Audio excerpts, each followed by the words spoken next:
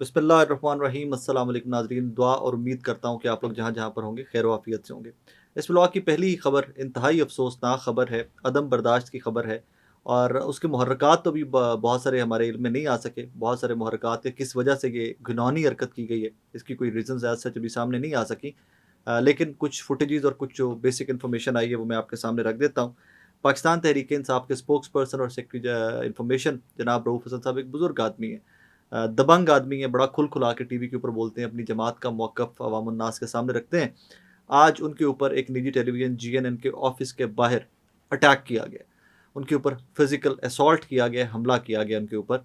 और हमले में जो पहले इत्तलात आती रही वो ये था कि तेज़ धार आले के साथ उनके ऊपर अटैक किया गया। बाद में उसकी कन्फर्मेशन आ गई कि जो उनके ऊपर अटैक हुआ है वो ब्लेड के साथ किया गया और वो ब्लेड भी मिल गया जिसके जो जिसके जिसको लेकर उनके ऊपर अटैक हुआ है। और उनका जो एक चीक है, राइट चीक जो है गाल, उसके ऊपर बड़ा गहरा ज़ख्म आया है। बहुत शिद्दत से ब्लीडिंग हो रही है रऊफ़ हसन साहब को।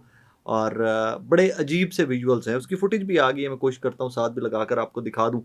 रऊफ़ हसन साहब अकेले चलते हुए जा रहे हैं और आगे से कुछ ख्वाजा सरा, एक ख्वाजा सरा आता है उनके सामने, उनको काउंटर करता है। और रऊफ़ हसन साहब बिफोर इट के कोई फिजिकल असॉल्ट या उसकी तरह जाने फिजिकली बढ़ते भी, रऊफ़ हसन साहब बेचारे उल्टा चलना स्टार्ट हो जाते हैं। और वो ख्वाजा सरा पीछे से बढ़ के उनका गिरबान पकड़ लेता है। इतनी देर में कुछ और ख्वाजा सरा आते हैं, वो उनको मारना शुरू कर देते हैं, फिजिकली असॉल्ट करना स्टार्ट कर देते हैं। वहाँ पर एक कोई साहब टोपी वाले फिर रहे हैं, वो मोबाइल फ़ोन से फुटेज बना रहे हैं। पहले के ही मतलब लग रहा है जिस तरह प्लान्ड अटैक था। उस फुटेज बनाने से तो ये ज़ाहिर होता है। और उसके बाद ख्वाजा सरा उनको पकड़ते हैं, ज़दोकोब करते हैं। और उसके बाद थोड़ी देर बाद फुटेज में देखा जा सकता है कि जब जीएनएन के anchor person doctor Shahid Masood साहब और बाकी लोग आते हैं, उनको साथ लेके जा रहे हैं, तो उनके यहाँ से ब्लीडिंग हो रही है काफ़ी तेज़। और इंतहाई फ्राइटेंड, इंतहाई खौफज़दा रऊफ़ हसन साहब उसमें हमें नज़र आ रहे हैं। इसके ऊपर इस्लामाबाद पुलिस जो है, उनके तर्जुमान की स्टेटमेंट भी आ गई है। रऊफ़ हसन को निजी टीवी के दफ्तर के बाहर ब्लेड मारा गया। एनी शाहिदीन के मुताबिक रऊफ़ हसन को ख्वाजा सराओं ने चेहरे पर ब्लेड मारा। पुलिस मौके पर मौजूद है, शवाहिद जमा किए जा रहे हैं। जिन ख्वाजा सराओं ने यह काम किया है उनके खिलाफ सख्त से सख्त कार्रवाई अमल में लाई जाएगी। मेरी दरख्वास्त तो ये है कि जिन ख्वाजा सराओं ने ये अमल किया है उनके गुरु के खिलाफ भी कार्रवाई की जाए कि उस गुरु ने इनकी तरबियत क्या की हुई थी कि आप यूँ जाते हुए रोड के ऊपर चलते हुए बेगुनाह शख्स के ऊपर यूँ अटैक कर दें। जस्ट फॉर द रेफरेंस, इसी किस्म का एक अटैक माजी में एक सीनियर जर्नलिस्ट समी इब्राहिम साहब के ऊपर भी हुआ था। ख्वाजा सरा इस मुल्क के बड़े मुँह ज़ोर होते जा रहे हैं। मैं तो हमेशा से इस कम्युनिटी के हक़ में आवाज़ उठाता हूँ, लेकिन बड़ा दुःख होता है कि आप कैसे किसी बंदे को, क्योंकि जब तक वो फुटेज सामने ना आती शायद मैं भी यूँ डायरेक्टली टारगेट ना करता ख्वाजा सराओं को। बट इस अटैक के रीज़न्स क्या हैं, क्या वजूहात हैं? अब टू बी ट्रू, किसी भी ख्वाजा सरा का रऊफ़ हसन साहब से कोई तनाज़ा तो हो नहीं सकता जायदाद का, या कोई उनका टेरिटोरियल तनाज़ा तो हो नहीं सकता कि ये मेरी टेरिटरी है और तुम यहाँ पे क्या कर रहे हो, ये तनाज़ा उनका रऊफ़ हसन साहब से तो नहीं हो सकता था। सो ऑब्वियसली इसके पीछे जो भी वजूहात निकलेंगी वो खौफनाक वजूहात होंगी। अगर उनसे कोई मोबाइल छीनने की या उनसे कोई स्नैचिंग की कोशिश की गई है तो बहुत खौफनाक बात है। और अगर कोई और रीज़न्स हैं जो फर्दर आगे चल के इन्वेस्टिगेशन में सामने आएँगी। लेकिन इस वाक़ये की जितनी भी मज़म्मत की जाए और अक्रॉस द बोर्ड हर सियासी जमात को इसकी मज़म्मत करनी चाहिए। मैं आपको एक छोटी सी मिसाल देके अगली स्टोरी की जानिब बढ़ जाऊँगा। रऊफ़ हसन साहब सख्त नाक़िद हैं फ़वाद चौधरी साहब के। फ़वाद चौधरी साहब के ऊपर आए दिन तनकीद करते हैं रऊफ़ हसन साहब। आज फ़वाद चौधरी वाज़ फर्स्ट ऑफ सबसे पहले जिन लोगों ने इस सारे एक्ट को कंडेम किया, जो रऊफ़ हसन साहब के साथ खड़े हुए, वो फ़वाद चौधरी साहब हैं। इसके ऊपर तमाम मुसलमानों को, तमाम पाकिस्तानियों को, तमाम किसी भी किस्म के आप पॉलिटिकल पार्टी से हैं, किसी भी किस्म के आप मज़हब से हैं, इस तरह के एक्ट को कंडेम करें, मज़म्मत करें। ये अदम बर्दाश्त है। ये मुझे इसके ऊपर प्रॉपर अल्फाज भी नहीं मिल रहे। आई एम हर्ट कि मतलब आप और मैं पाकिस्तानी इतने अनसेफ और इतने इनसिक्योर हो गए इस पाकिस्तान के अंदर। इस्लामाबाद है यार, कैपिटल है इस मुल्क का जहाँ पर ये अटैक हो रहा है।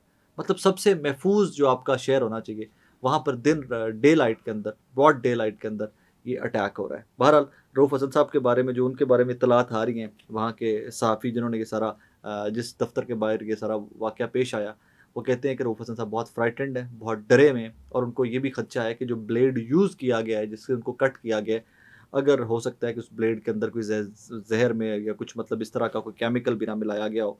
So it's very sad and sorry situation. इसके ऊपर क्या कहे बंदा, अफ़सोस कर सकता है। मुल्क की हालत-ए-ज़ार, सिक्योरिटी की हालत-ए-ज़ार जो इस मुल्क के अंदर है, उसके ऊपर सिर्फ रोया-पिटा जा सकता है। अगली खबर तहरीक इंसाफ को रिलेटेड खबर काफ़ी देर की थी, लेकिन मैं वो साइफ़र वाली खबर इसके साथ मिलाकर इकट्ठा व्लॉग करना चाह रहा था। खैर इसी के ऊपर बात कर लेते हैं। टेरियन केस नाकाबिल समात करार दे दिया आज इस्लामाबाद हाई कोर्ट ने। इस्लामाबाद हाई कोर्ट के लार्जर बेंच ने 2 जजेस का पुराना सुनाया जाने वाला जो फैसला था उसी को अपहोल्ड किया है। अब इसके ऊपर सवाल ये है कि जो 10/5/2023 वाला जो एक प्रेस रिलीज़ थी, उसका क्या बनेगा जनाबे वाला कि इस्लामाबाद हाई कोर्ट के लार्जर बेंच ने हाई कोर्ट की प्रेस रिलीज़ को उड़ाकर रख दिया। प्रेस रिलीज़ में बयान किए गए मौक़िफ़ से इख्तलाफ करते हुए 2 जजेस की राय ने फैसला दिया था और दरख्वास्त नाकाबिल समाअत है, वही फैसला बरकरार रहेगा। अब इस फैसले के पीछे बैकग्राउंड है और वो बैकग्राउंड नजम सेठी साहब के शो से आपको मिलता है। इस फैसले के ऊपर या इस केस के ऊपर कितनी हाइप क्रिएट की जा रही थी कि इसके ऊपर यहाँ तक कि नजम सेठी साहब ने फरमा दिया अपने शो के अंदर कि इमरान खान साहब का और टेरियन वाइट जो वो बच्ची है उसका तो डीएनए मैच कर गया हुआ था। उसके बाद मैंने ढूंढा भी काफ़ी सारा कि डीएनए कहाँ मैच किया है और वो कोई खबर मुझे मिल जाए उसके रिलेटेड, मुझे तो नहीं मिल सकी वो खबर कोई बहरहाल। लेकिन उसके ऊपर वो यहाँ तक चले गए हुए थे कि खातून एंकर को सामने बिठाकर उन्होंने ये कहना स्टार्ट कर दिया यहाँ तक कि यहाँ पर ये डिक्लेयर करना ना करने वाला केस एक साइड के ऊपर, यहाँ पर तो ज़िना का केस भी बनता है और हो सकता है और वो नहीं हुआ और उस तरफ नहीं गई चीज़ें, मतलब उन्होंने ये एक एंगल भी इस सारे केस का डिस्कस किया। बहरहाल आज ये बड़ा ख़तरनाक और बहुत बड़ा केस था इमरान खान साहब के लिए, जिसको इस्लामाबाद हाई कोर्ट के लार्जर बेंच ने उड़ाकर बाहर फेंक दिया, रद्दी की टोकरी में फेंक दिया। This could have been the very very dangerous case for Imran Khan साहब, ये हो सकता था। लेकिन यहाँ से अब लगता है कि अब आगे जो मुश्किलात हैं इमरान खान साहब की लीगल बैटल्स जो हैं वो कुछ आसान होती जा रही हैं। इसी किस्म की खबरें कुछ आ रही हैं साइफर केस से भी, लेकिन उसके ऊपर कल तक मैं बात नहीं करूँगा कि कल तक जब जरिए कंक्लूड हो ले तो फिर उसके ऊपर कल डिटेल में बात करेंगे, क्योंकि कल आई होप, मुझे उम्मीद है कि कल ये जो कंक्लूड हो जाएगा साइफर केस पीस के मामला भी, क्योंकि इसमें बहुत बड़ी बड़ी खबरें हैं। सो मैं आज उनको डिस्कस नहीं करना चाह रहा कि आज डिस्कस कर लें और कल वो एंटायरली जो वर्डिक्ट आए वो एंटायरली डिफरेंट आए। सो थोड़ा सा उसके ऊपर हमें इंतज़ार करना चाहिए। आखिर में हतके इज़्ज़त बिल पंजाब असम्बली से पेश हो गया, पास हो गया, फिर इनफ।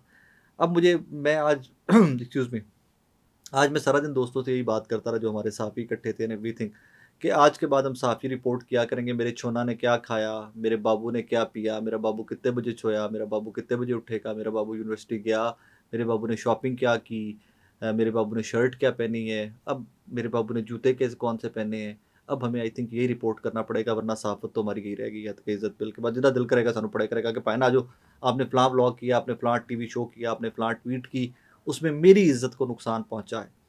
इसका एक एंगल ये है। दूसरा एंगल ये भी है कि आए दिन सहाफ़ियों को बहुत गालियाँ पड़ती थी।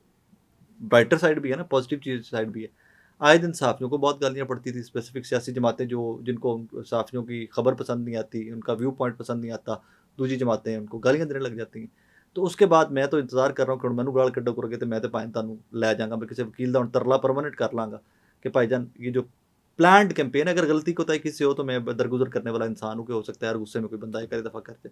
अगर कोई प्लान्ड कैंपेन आया करेगी तो मैं तो उसके ऊपर इंशाल्लाह ये इस बिल का फ़ायदा उठाया करूँगा और मैं पूरी कोशिश किया करूँगा कि पैसे मकसद नहीं है, 30 लाख रुपया तुहाडे तो लेना मकसद नहीं किसी भी बंदे से, लेकिन एक ज़रूर कि आपको गलती का एहसास दिलवाने के लिए ट्रिब्यूनल से बन जाएँगे, फॉर्मेशन हो जाएगी ट्रिब्यूनल्स की, तो उनमें दरख्वास्त ज़रूर दिया करूँगा। और बाकी हर व्लॉग में आपको मेरे बाबू ने क्या खाया, मेरा बाबू कब सोया, वो तो हम आपको रिपोर्ट करते ही रहा करेंगे, क्योंकि हमारी सहाफ़त अब यही रहेगी इस मुल्क के अंदर। अपना ख्याल रखिएगा, दुआ में याद रखिएगा। अल्लाह हाफ़िज़।